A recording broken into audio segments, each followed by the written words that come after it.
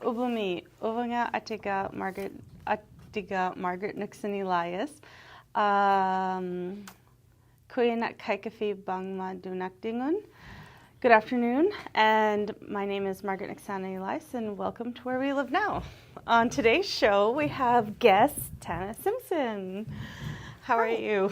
I'm great. How are you? Good.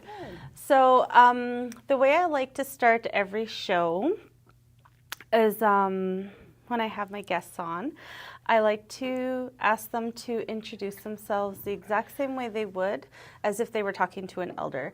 So just letting us know who you are, where you're from, who your family is, and where they're from. Yes. Just so we could place you. Okay. Yeah. Well, my name's Tanis Simpson, and I am originally from Sachs Harbour, and I grew up in Inuvik as well. Mm-hmm. And my father is Bob Simpson, and my mom is Barb Simpson. And my grandparents are Frank and Florence Carpenter from my mother's side, mm-hmm. and my dad's parents are Peter and Hetty Simpson. So you, when we were talking about being on the show, you have a really unique, it's different, company than others here in the Arctic. Can you tell me a little bit about your company? Yes.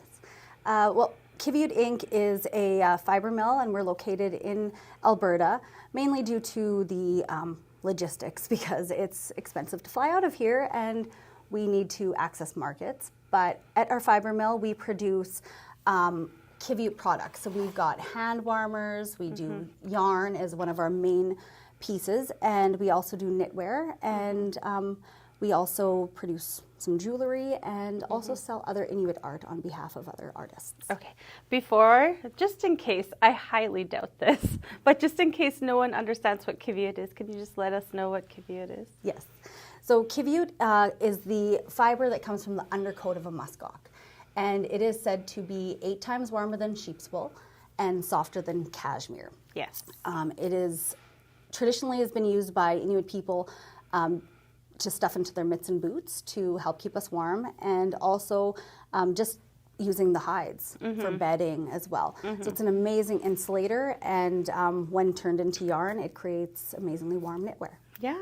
So can you tell me how you got started? Yes. So my brother Bradley Carpenter is my business partner, and he was the one who came up with this idea.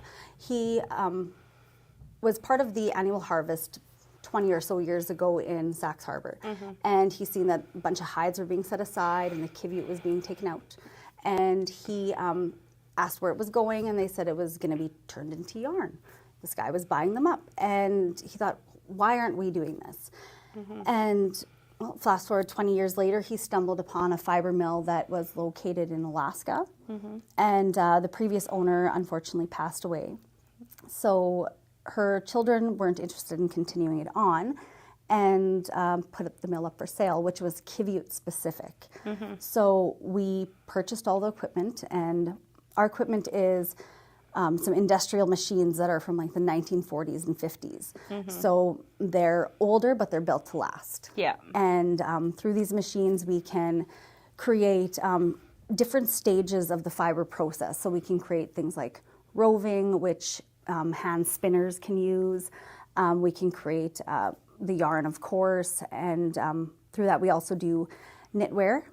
We make toques, neck warmers, scarves. Did it come with a knitting machine? Yeah. No, it didn't. Okay. So that was something that this was all very new to me. Before this, I was teaching. And when we started in 2019, August of 2019, and about 6 months later, we met Robbie Inuktitut from УvaGut, and he joined our company. He was the one who knew how to do machine knitting. He was doing this at the craft shop in УvaGut, and so we purchased one, and he started to train me as I was training him in the fiber mill. So we were learning from each other, and it's been we're almost going on 5 years now, and now we're producing our own. We've got a few machines now, a few knitwear machines as well, and I've been training on them still, because when you're running the company, you don't get as much hands-on as I would like. But I'm home now, and I've got my knitting machine here as well. Oh, so I'll be doing some work at where I'm staying. Yeah. What made you decide to get into working with Qiviut? Well, I had moved to Edmonton with the hopes of teaching there, and it didn't work out that way. There wasn't a lot of turnover in the schools, and so I had started nannying, and I worked for a wonderful family for about 6 years. And then when my mom passed, I took time off and wasn't really doing too much. And when my brother presented me with this opportunity, I didn't think too hard on it. I thought, that's pretty cool. Yes, I'll do it. And from there, it just snowballed into what it is today, and I'm excited to do it. I still love what I do. Yeah. So you don't nanny anymore. You're 100%. Yes, I'm 100% into this business, but I do watch many children here and there. Yeah. Especially since I've come home. Lots of nephew and nieces. Yeah. So can you tell me what has been your favorite thing that you have gotten to do in your journey? I would say speaking engagements, like similar to interviews, but I've done workshops. I recently did one at the University of Alberta, and people came just to hear me tell them about the animals and our culture. And this is a way I can also bring in my first passion of teaching. I can still educate people. It's just I'm educating about our culture. Being in the South, you realize quickly that people have no idea what it's like up here. And so I'm able to talk to them and show them different parts of our, different art as well. We've got lots of ulus, jewelry, carvings, and paintings, and of course the Qiviut. And a lot of people don't even know muskox exist. So I love that I can combine two passions that I have, and and still enjoy it. So creating your own business then has been more than just making product. Yes. Yeah. Oh yeah, definitely. It's been a journey that's I find has bringing me back to our culture and our traditions.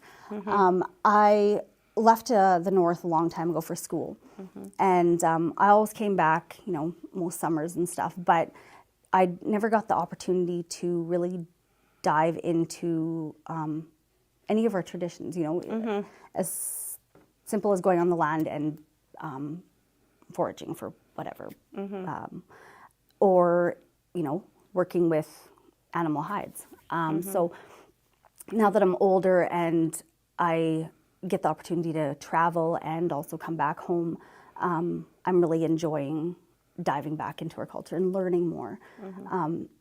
It wasn't something that was taught in our schools. No. You know, this wasn't taught in our schools, and unless you, in my family, unless you went to grandma and grandpa and said, like, I need to learn this, you didn't. Yeah. And I was not one of those teenagers who wanted to go learn. And, you know, even back then, you know, you didn't want to wear the parka, you didn't want to wear the mucklucks. And I see today, there's young ladies wearing dicklooks, and they're proud to wear all this stuff. And it's great because we're seeing our culture come to life again. Yeah. And that's what I really enjoy about doing this, is because I can still educate, and I can also still utilize something that is traditionally used by us and support harvesters as well. I'll ask that later, but can you tell me some of the things that you've gotten to do in terms of like public speaking? I'm assuming that was a skill you had to learn. Well, that's something I learned in when I was in university, actually. You had to take like a Toastmasters class and learn to speak, well, in front of children, but it is something that doesn't matter. I'm always nervous doing it, but you just learn to roll with it, I guess. Yeah. But again, what are some things you've gotten to do, like in terms of public speaking? Trying to think. Well, again, the University of Alberta, I've hosted various workshops as well. I guess public speaking could still be on. I was on the CBC News not too long ago. And recently I was in УvaGuT at the tattoo gathering, and I was able to get tattooed and also show everybody what I do. And I happen to have muskox hides there, so we pulled them out, and I showed everybody how to comb, and it was amazing to watch, because the youth were, you know, even after I did my presentation, they were sitting there the next day, and they were combing. Yeah. And it was actually really nice to see that. My sister Canelsa was a part of it. She was so proud. Was it you who gave her the bag of... Yes, everybody walked away with some Qiviut. She was so proud. Like a Ziploc bag? Yeah. Yeah, she came and showed us. They all worked hard, and, you know, even though, like, not just on the hides or anything, but just in the whole gathering together, everybody was working together and made it a great experience. And so I wanted to give back as well. And so everybody who was there, including elders did receive the package. Yeah. And the youth got to take what they combed. How nice. Yeah. And it was the Western Arctic Youth Collective. That's who you went. That's who brought you up there too. Yes. Yeah. Yeah. That must have been such a good workshop.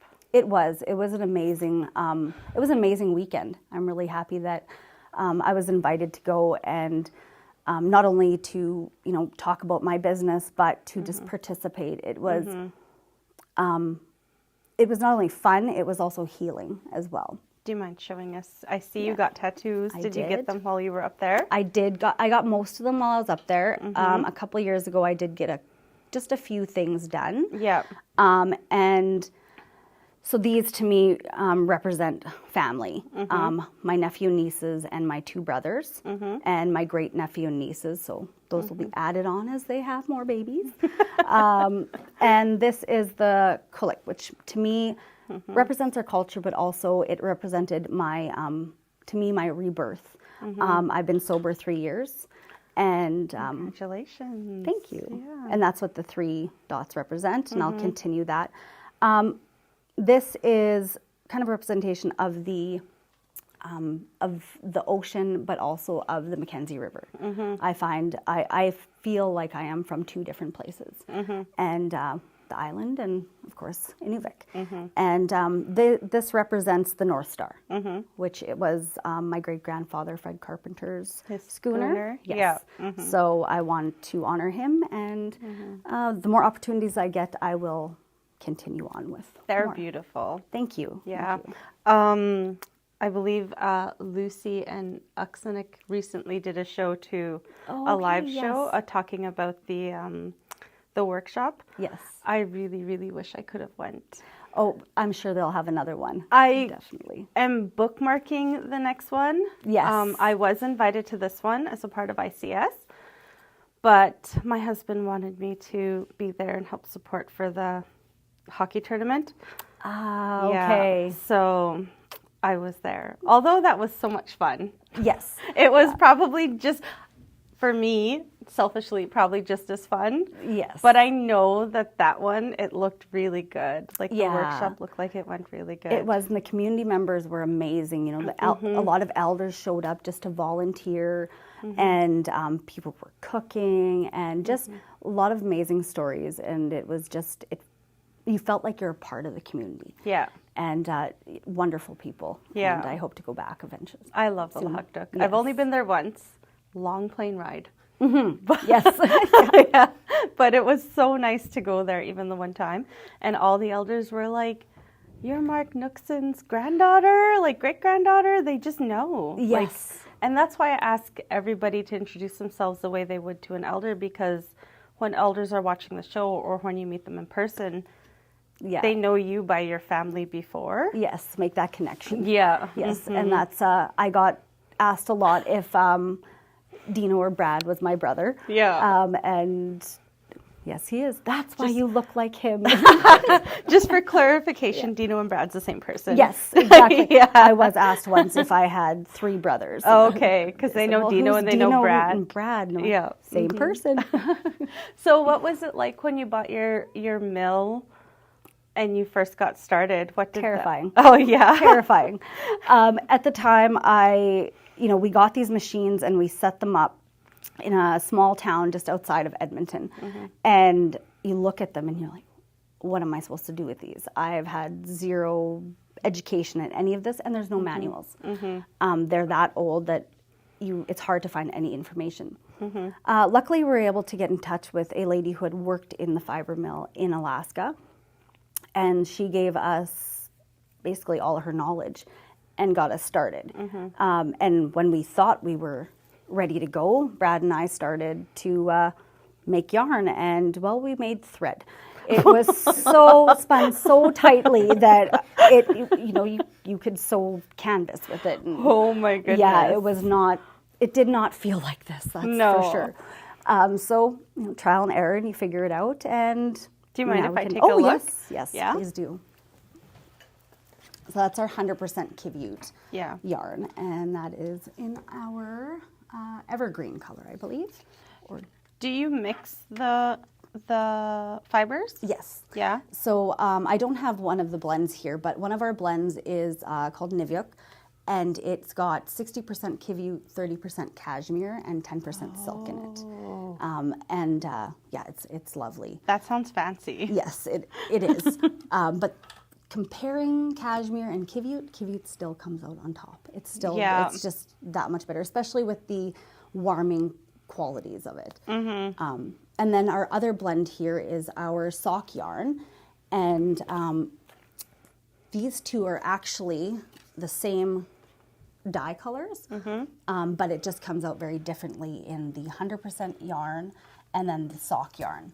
Oh, okay. Because the sock yarn is 40% Qiviut, 35% superwash merino, 15% silk, and 10% nylon. So with all those lighter colors, the dye takes a little bit differently. Yeah. And it makes it more durable, I'm guessing? Yes. Yeah. Yeah, definitely. You want something a little bit stronger for socks, especially the price you will pay for Qiviut socks. It is not a cheap product, but it is definitely worth it. No. Have you ever tried to drive with, like, not even, like, this beautiful fiber, but just acrylic? Oh, just like acrylic a pair of yarn? Socks? Like mitts? Oh, yeah. They just wear. Yes. They just wear. You have to have leather when you're driving. So, like, I have Qiviut mittens from Elder Lena Wilkie. Yes. Because she has, she does her own spinning, I She think. did, yes. Yeah, And she did, yes. I call her, she's the Qiviut queen. Yeah. Yeah. So, but I do not drive with those. They're made for, because they feel like this. I put them inside my mitts when I travel, and that's it. Yes, and that's Qiviut, like 100% Qiviut product, is especially or mittens or socks. You don't want to wear them every day. They are definitely something you want to have. I personally would cover them up as well, or I would recommend using our sock yarn because you've got that extra durability of the other fibers as well. But Qiviut is so lightweight, and you only need a thin layer for any piece, really, for it to be warm. And so the wear will be a little bit faster with the gloves, but it's still definitely worth it. Yeah. And it gets everywhere. Even on the land, like Yes. this, like just on the land. Yes. I once had an elder from here, because she knew I was living in Sachs Harbour, asked me to get her Qiviut. And I was like, I don't know if there's muskox on the island as easy as it used to be. Yeah. And she was like, even off the land, like, yeah. Yeah. So, and there is, it's definitely something you can do. You can go out and pick, but because of the islands and lack of trees and a lot of bushes, it's difficult to do. And there is, you know, if I could do it, I would be doing it, but it would take a long time for me to get enough just to make a hat. So it's, I think there is a little bit of a misconception out there that that is how it is collected often. And, you know, I'm quite open about that we get our hides from harvesters. And we are supporting not only the harvesters, but it is a food system as well. It is. You know, they're harvested for food first, and there's this amazing byproduct that comes with it. And I'm utilizing part of it, and the other part is sent off to a tannery, and it's turned into leather. So I really try to have zero waste as much as possible in my mill. That just partly comes from me being cheap, and also just, you know, in our culture, we utilized everything. Exactly. And I seen people, you know, I got a call when I first started the company from a company in Europe, and they were talking about our guard hairs, all these, and they told me they were getting some from another fiber mill. And I said, oh, that's great. Well, what are you paying? Because they were interested in buying ours. And they said, well, we get it for free. Well, that's great for you, but it's not free for me because it's worth something. Yeah. It's, I could see that you could utilize it. I still haven't actually gotten around to utilize all the guard hairs, but we did find some people who have used it for tufting. A lady was planning to try to make some rope with it or rugs. And well, 5 years later, the company contacted me again, and they want to buy all the guard hairs. Yes. Yeah.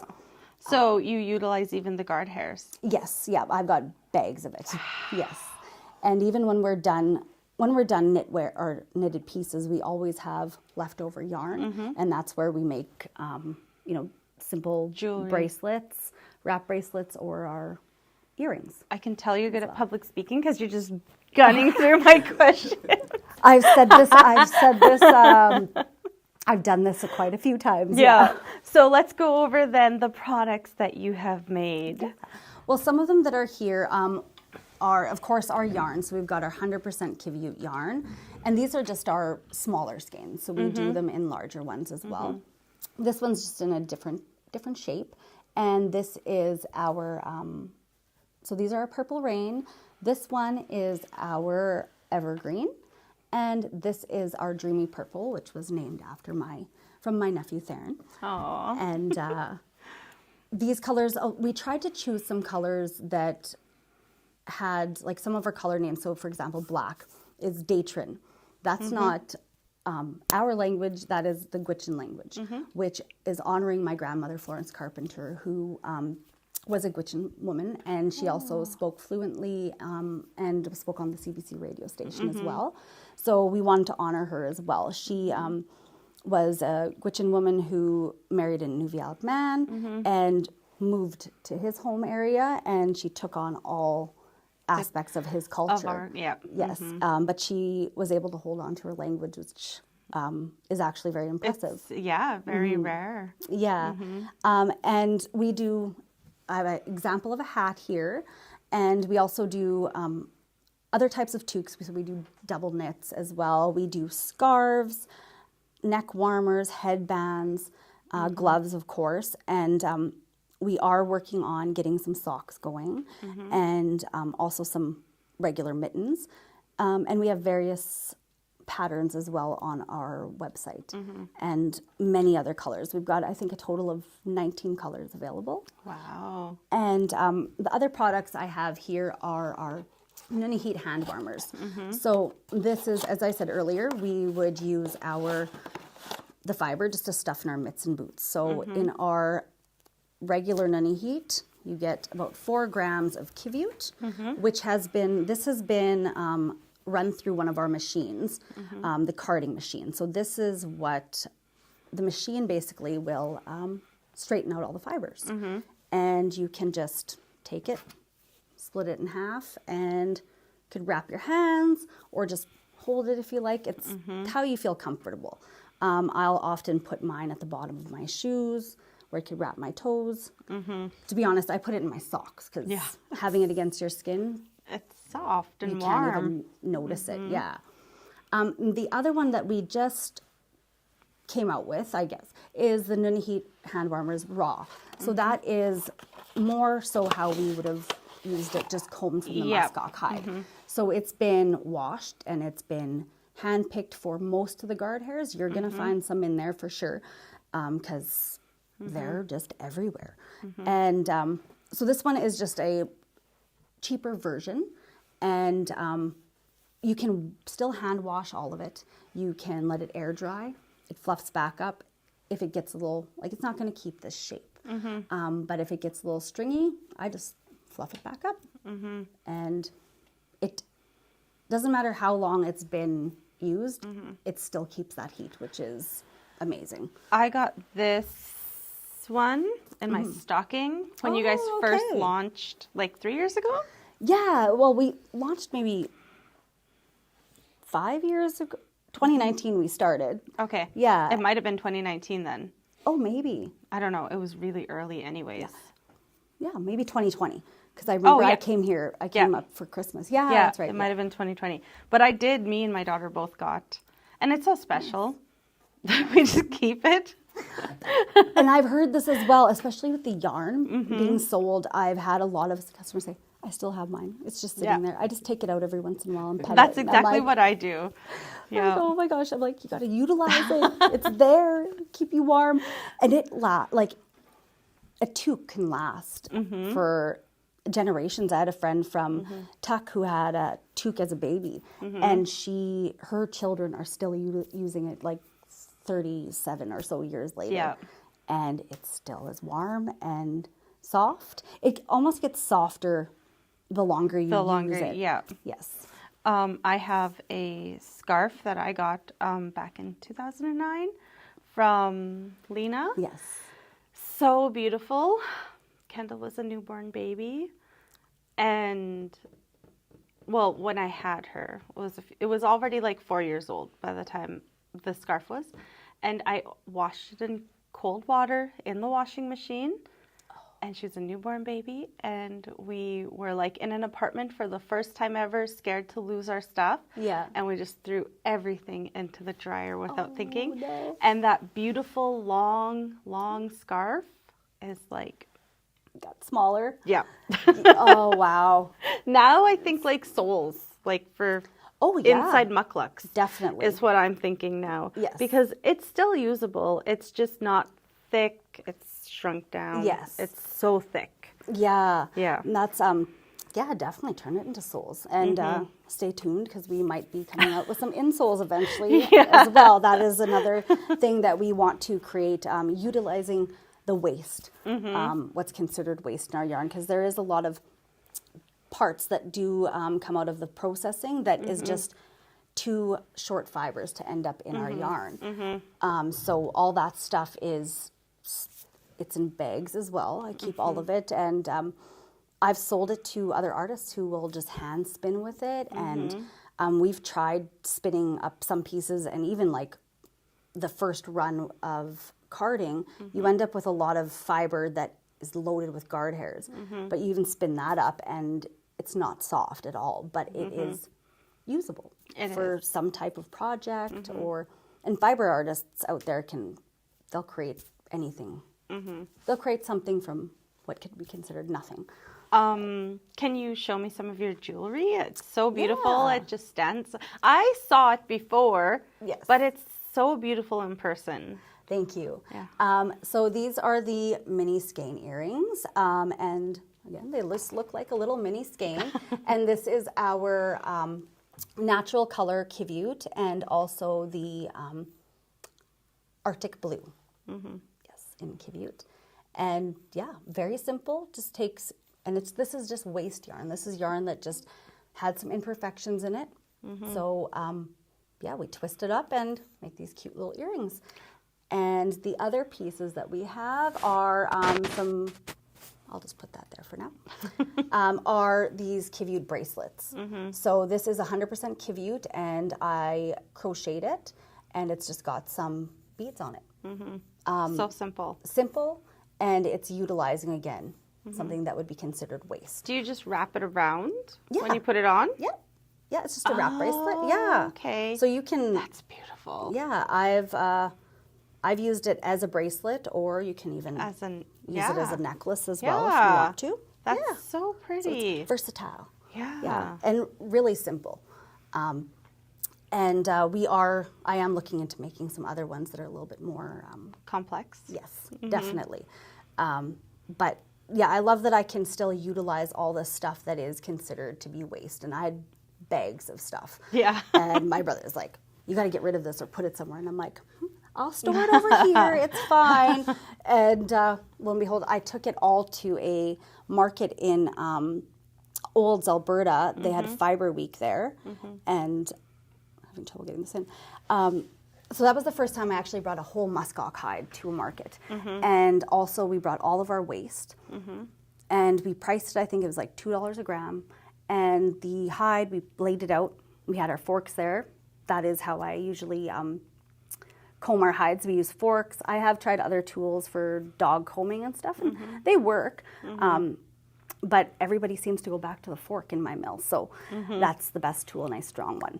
And but the best seller at that market was the fiber that was combed out of the hide. Each person did their own, and they purchased that. And then all of our mill waste. Yeah. So there is a use for it, and yeah, I was able to monetize on it as well. So when you go to sell these then, because I've heard you say that you've been at markets a few times, is that your majority of how you do sales then, is going to attending markets? Through there, or as well as online on our website, which is connected with Shopify as well.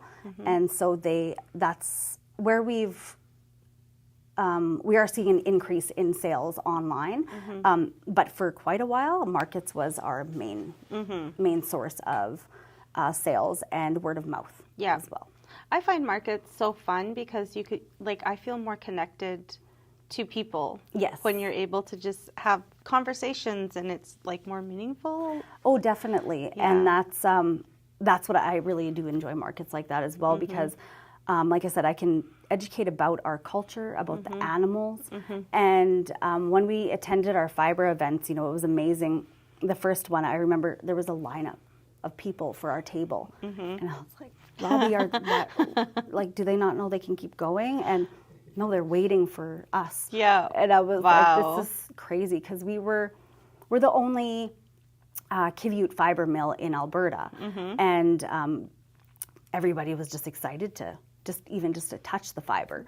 I've had a lady buy an entire bag of Qiviut, 1 ounce of it, which goes for about $100. Yeah. And I was like, oh, are you going to spin it? Nope, she's going to fondle it. That's what she wanted to do. And I was just like, I've got a basket of just soft stuff that I just like to touch. And I was like, that's great. I didn't expect that answer, but I was like, hey, it is really soft. And that got me kind of thinking about, the education system, going back to my first thing of, tactile and, sensory things as well for children that, have difficulty sitting or, having something warm and soft to play with. So it's not only useful for knitwear, but I think it can be utilized in classrooms. Yeah. Yes, yeah. So, that was one of the more interesting conversations I've had. But yeah, the markets is definitely, we attend a lot of fibre festivals. So those are the big ones that we get most of our sales. And then a lot of Indigenous markets as well in Edmonton. We're part of the Indigenous Artists Market Collective. And often we are one of the only tables that has any Inuit art on the table. And that draws people in really quick. Hearing all of this, I'm so happy for you. Oh, thank you. Because I could see, right, like I could see when you do powwow pitches or when you do like a post on Instagram.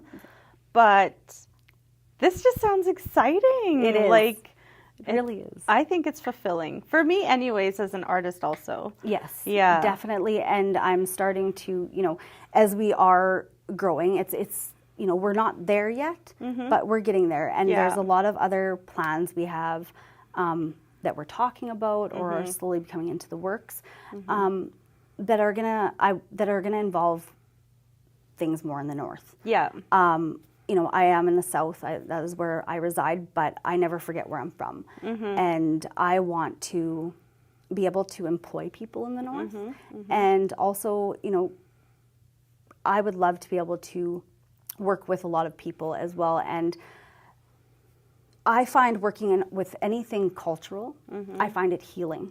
Yep. And there is a lot of people in the north that have trauma and a lot of addiction issues.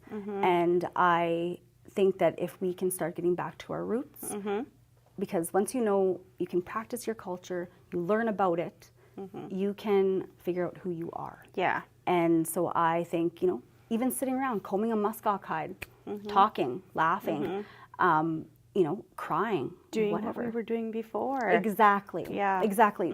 Community. Prior we worked as a community. Nobody was working on a hide by themselves or doing these things. It was you were sitting around and you were talking with the ladies or the men, and that's how we got things off our chest. It wasn't. We never kept it all in. And I think, like I said, getting back to things that we practice culturally is a way to start healing. And I think I'm so proud of, because I don't know if you started a little bit before me, but there's so many artists now compared to 5 years ago. Oh yeah, definitely. It's insane how much creativity is coming out of our people, the Gutchen people and the Inuvialuk people. Yes. It's insane. Like I'm so proud. I'm so proud. And I do think it is healing for everyone who is just sitting down and working with their hands and figuring out how to incorporate our, like, have it like culturally incorporated, like into the art that's now modern. Oh yeah, definitely. And it's we're working with something that came from earth, and getting that connection back to the land, that is so important. And I love seeing all these artists coming out, and I was able to attend the Great Northern Arts Festival, and I attended Attica a couple of years in a row, and you meet so many amazing people and you hear their stories. And it's fulfilling. Yes. Yeah. And I've got some relatives that have dived right into the arts, and it's amazing to see them following their passion, and they're so fulfilled and so happy. And I encourage anybody who feels drawn to the arts, go for it. It's worth it. And you might not become rich doing it. I'm not looking to get rich. I want to survive, but it's fulfilling. It is, sure. Yeah. So if people wanted to purchase products, where can they go? Well, you can visit our website, which is qiviutinc.com. And also, I am in Inuvik, so I do have some products here as well, but definitely off of our website. And for your first order, you also get 10% off. Oh, how nice. Yeah. And then if people wanted to follow you and your work, is there a place that they can go to see if you do you post regularly or? Yes. So we do have Facebook and Instagram, TikTok, trying to get into that, and also Oh, I think those are the ones, and that's just at Qiviut Inc. Qiviut Inc. And if you want to stop by the mill in Alberta, we are located right by near the Edmonton Airport, and actually near the Larga home. Okay. The new one in Nisku, and we do mill tours. So anybody who's interested can. So you book a guys tour. have an actual building then? Yes. Like it's not you're doing it out of your house. Like No. You guys have a building. We do rent a space. Yes. Okay. Yeah. Yeah. I wish we could do it outside my house. Well, I have no technically you idea how could. big this machine would be, right? Yeah, Or so machines. They are quite large. Yeah. And you could technically do it out of your house, which is what Lena did. But yeah, we do have a space located right in Nisku business area there, and that is also where we have our little boutique. So we have items there from Jessica Malagana, who is an artist from Qiviut. We have artists from Qiviut, Qiyanaq Bishop, Innovations. We have their ulus, and you know, occasionally Robbie's able to get some of his pieces in as well. He's a very talented artist and a valued member of our team, as well as everyone else on the in the fiber mill. So yeah, you pop in, give us a call, or book a tour online as well. Nice. Can I ask you? I'm looking at the Nunagijavut. Yes. How do you come up with your names for? Like you shared how Datrin was a color that you chose, but how do you decide to come up with the names when you're naming your products? Well, this was Brad. Okay. Brad was the one, because like I remember it getting stuffed into our mitts and boots, but he just had he's been thinking about this for a while. This was something he thought years and years ago, and I say he's definitely an idea man. You know, I look to him, I'm like, well, I don't know what to name it. I'm not sure. And so he came up with Nuna, meaning land, and it gives you heat. So Nuna heat, and that was all him. Some of the other colors we do have, like Delta grass. We have Oukpak, which is actually Brad's Inuit name, which means, you know, strong-blooded, and Inuvialuk, and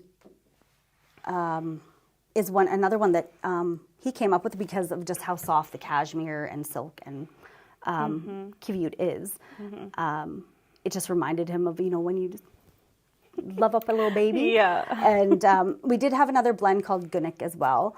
We did discontinue that one because we are swamped enough with just making the three that we have. But I'll give credit to Brad for most of the naming, definitely. He, Marketing. Yes. And it takes a skill. oh, yeah, for sure. And I like to overthink all that stuff. I'm better at just put me on a machine and I'll do that, or doing this kind of stuff as well. And how did you guys decide to price this? Because I'm assuming, like, the market here, I wouldn't know anything about how to market, like what the market would look like for pricing. So how did you guys come up with that? Well, Qiviut is in the fiber industry. There is maybe one other fiber that is above it. So in the fiber world, it is like gold. It is, yeah. And I'm surprised to hear that there might be one. Yeah, and the other one isn't as warm, to be honest. It's just very rare. Okay. And that, as well as Qiviut, is a rare product. There isn't many companies in the world that are producing it. And we are the only 100% Inuit-owned company that does everything start to finish. Yes. Love that. I am very proud of that as well. And we've had people who have sought us for that exact reason, is because they're like, you're from there, and you're producing it. And I'm, yay, thank you. But the pricing. Yes. Yeah. Just went off on a tangent. Yeah, that's okay. So the pricing was something that we had to learn the hard way, to be honest. Yeah. So we kind of took a look at what the pricing that's out there, and then we dove right into it. Like I said, we didn't even take time to, well, how long did it take us to make this many? Yep. Because we were just full into it and started fulfilling orders right away. But over the years, were able to collect enough data and information on times and what it actually cost us to produce all of this. And we actually partnered up with Grant MacEwan students in Alberta in a business class, and they kind of took that on, and they came back and said, hey, you're underselling yourself. Yeah, that's the first thing I was like, always. Yeah. For something with this rare material. Yes. That's usually how it goes. Yeah, and so like our yarn was probably $100 under. Yeah. From what we were actually supposed to be selling it at. So we did have a price increase recently. Okay. I haven't found that it's impacted us hugely.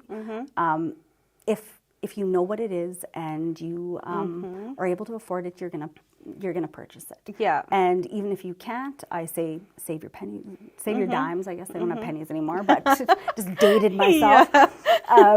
But you know, it's worth it. It is. I had this wonderful woman who was one of my first customers, and it turned out her name was actually Florence, like my grandma. Oh. And her last name by choice after her divorce was Ross. Okay. My grandmother's maiden name was Ross. Oh, wow. So it was just a very... like such a beautiful sign. Yes. Yeah. And she had a sample of Qiviut she'd bought from another company a decade earlier, and she was like comparing both of them, and she was like, "Oh, yours is much better." Yeah. Thank you so much, because we just started out, and so I had coffee with her, and she actually invited me into her home to teach me how to hand knit. As I said, I was not involved in any of this before I started the company, so I had zero skills in knitting, and so she taught me that. But she was one of our first customers, and I just lost my train of thought where I was going with that. But she had been telling me as well about her the pricing that had been like about 10 years before, and she said yours is a bit more expensive, but it's worth it. Yeah. And she said, you know, she was on pension. Over the years, she has bought probably 8 skeins. Wow. And those are quite expensive, and she made pieces for her grandchildren, which she said they don't get them yet. Yes. Why not? Because they're too young and they don't understand the value of it. Yeah. Like, well, that makes sense. Yeah. But she had told me that it's a heirloom yarn. It is. And it's something that's, you know, it almost gains worth the longer you have it, because it gets softer and it never loses that heat. So it's something that's going to last. And so...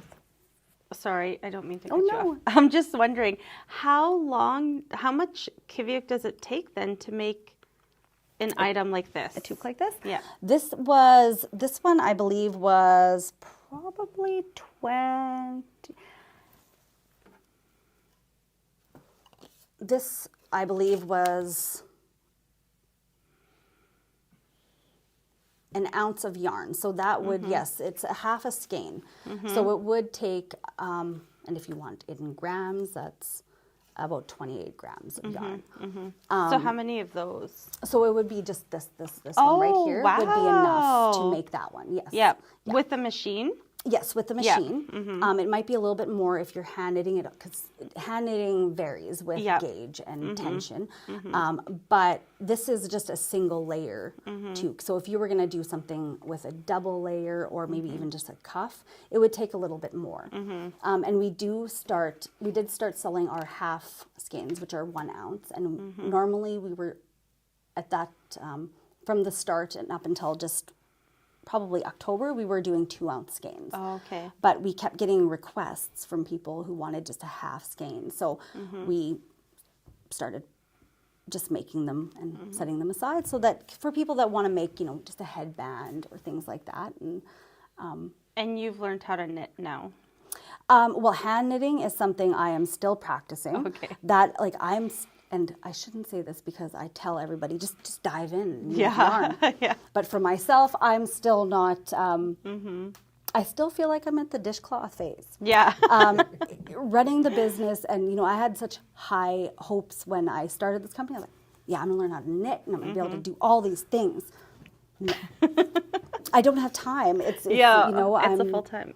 For you, a full-time business. Yes. And for quite a few years, actually up until last year I was working multiple jobs. So last year I waitressed at a bar, and I nannied, and I ran the mill. And running the mill, because from 2020, January, when COVID started, Robbie had met me. And it was just him and I, mainly running the mill, and occasionally, family would come in. Brad's got other businesses as well, so he's busy doing that.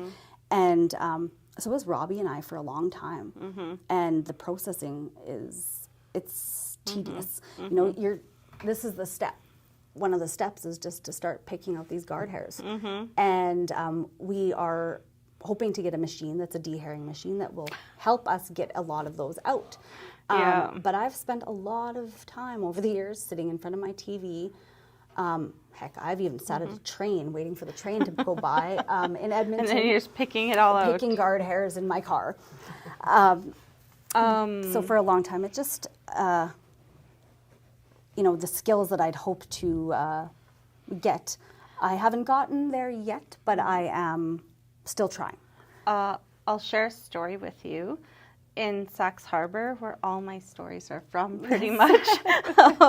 When I was, Greg and I, this is again before we had children, we were out at Middle Lake, and when we were out at Middle Lake, we went to Fish Lake, and we're around that area, and we saw muskox. So they were going to go hunting, and they left the sleds, and they took the skidoo, and they went. And then the muskox herd was running to us. And I started panicking. I'm like, Yvonne, are they going to stop? Because it's Greg and Larry. Yeah. And Yvonne and me. And I said, are they going to stop? Are the muskox going to stop? Because they're running to us. And by the time there's 2 sleds, I'm running around the sleds because they're coming at us and they're not stopping. As soon as they saw us, they turned and then they shot 2 muskox. And Yvonne had an empty grub box, and when they skinned the muskox, she told me, "Okay, let's get busy." And I had no idea what she was talking about, and it was springtime. Yeah. So we started pulling it was like this. It was like in this. Springtime it comes out so nice and easy. The skin looked like this. It was just thin, and it was just the hide. That was all that's left. And then all this came out with the guard hairs, and we put it all into a garbage bag and a grub box. And then Greg's mom sat there. I don't know where I was. I think I was here going to school. She just sat there and picked all this out. And guess what she did with it? 2 muskox skins. She turned it into a parka. Amazing. Because she didn't have feathers to make Greg. So Greg has the warmest parka ever. Yes. And he loves the weight. It's a tad heavier. Yeah. But he loves the weight. Yeah, and probably most of that is probably just the outer fabric that's using it. Yeah, Brad told me a story about my grandma making the same thing. And he said it was the best parka ever. Yeah. And so hopefully something we will be doing as well in the future. Sewing machine skills is something else it's on my list to do, and the list just keeps growing and growing as it's endless. Especially coming home, I see oh, you're working on what? Ooh, I want to try that. And I'm going to be part of the sealskin workshop that's coming up in a couple of weeks. I was really excited to get to be part of that. Working with sealskin is something I've done a little bit since I lived in Sachs. Yeah. But again, there's so much to learn, right? And I just want to take every opportunity I can while I am back home. And it's all healing, I swear.